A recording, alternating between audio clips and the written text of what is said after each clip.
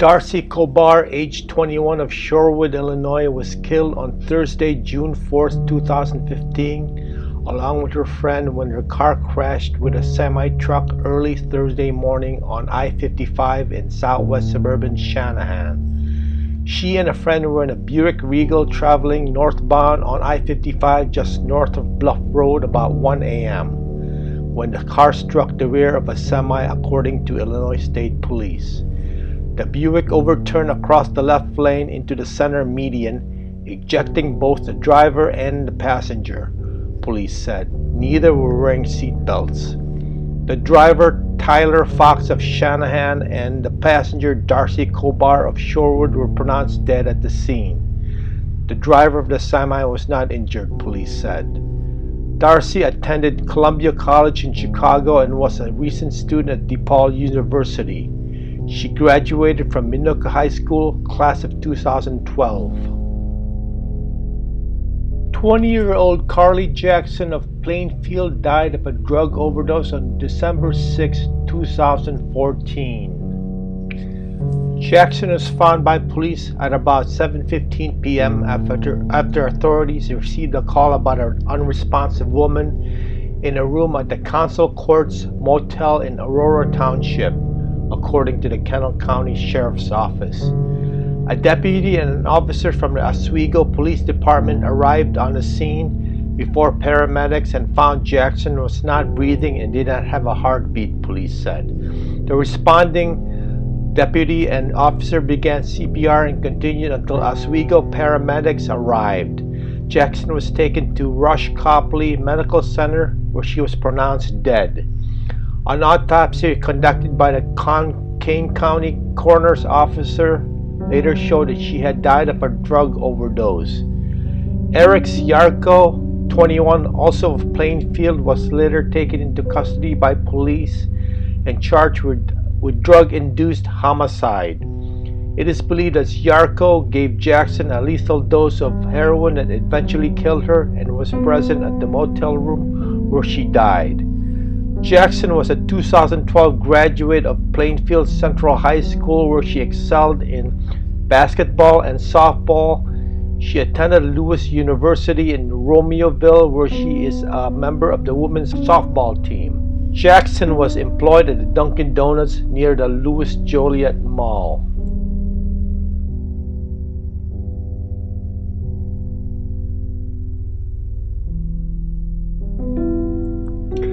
According to his mother, Tommy Dehan had always been a dreamer, a gentle boy who sometimes seemed in his own world.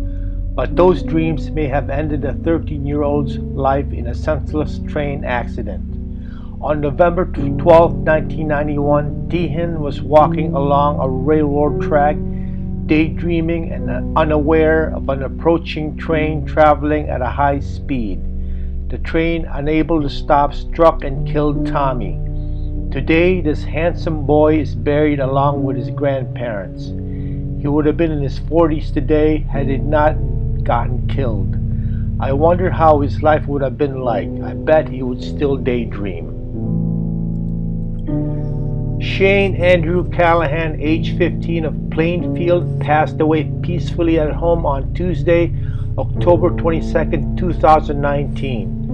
Surrounded by the love of his family, Shane bravely fought osteosarcoma for the past 4 years. Born on September 15, 2004 in Aurora, Illinois, he was a graduate of Aux Sable Middle School.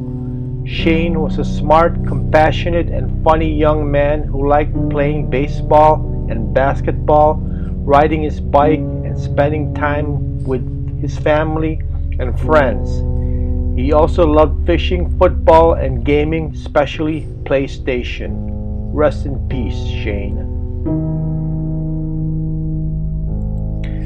22-year-old Hannah Tamling of Plainfield, Illinois, drowned while trying to save her boyfriend, 28-year-old Abraham Ramus of Palatine, Illinois, from drowning when he jumped in a dam at the DuPage River in Hammond Woods Forest Preserve, located in Shorewood, Illinois. Ramus was pronounced dead at around 10:45 a.m. on Monday. April 1st, 2019, and Tamling was pronounced dead around 2:10 p.m. the same day.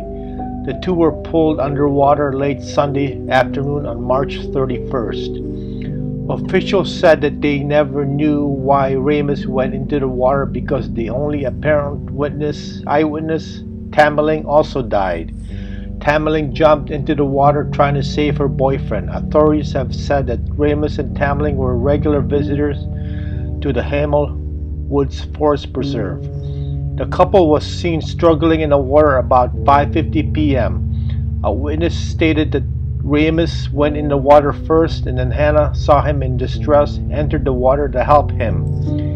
Emergency crews responded minutes later and saw the man in the dam but were unable to grab him. They eventually lost sight of him. No one had been located when crews temporarily ended the search about 4 hours later. Authorities found the man the next morning at 10 a.m. The woman was recovered later that day, about 2 p.m. Monday. Firefighters searched a 2.5-mile stretch of the DuPage River from the Forest Preserve's dam to Mount Road. Authorities walked the shore and used boats. The water near the dam acted like a lake riptide. The water near the dam looks calm at times, but underwater turbulence is extremely dangerous. It's very hard to swim out of that. Another youth has also drowned in the past. Authorities have stressed that people stay away from that dam. Brian Andrew Wigner, age 16, passed away Friday, June 24, 2011, at home surrounded by his loving family, following a 3.5-year battle with cancer. Born July 10, 1994 in Naperville, Illinois, he attended Plainfield Central High School. Brian loved to fish, and he was very proud of his special red Camaro. He was dearly loved by his family and friends and will be sadly missed. Anthony and Joshua were best friends. They were inseparable, and they did almost everything together. They were both killed when the car they were in was struck by a truck. They were both 16 years old. It made sense that they should be buried alongside each other forever. Tony played guitar, and both Joshua and Tony were avid bodybuilders, and they worked out together almost every day. They are probably still continuing their friendship in heaven, and they're probably still best buds. It is rare to see two friends buried together like Tony and Joshua. This is the headstone of baby Maddox, who barely lived 2 months. And as you can see on the picture on his headstone, there's a feeding tube attached to his mouth. I'm thinking that he died in a hospital for his short life. And it's so sad that he never got to live a full life. Rest in peace, Maddox. Well, thanks for watching. I'll have more of these kinds of videos in the future, so keep an eye on it.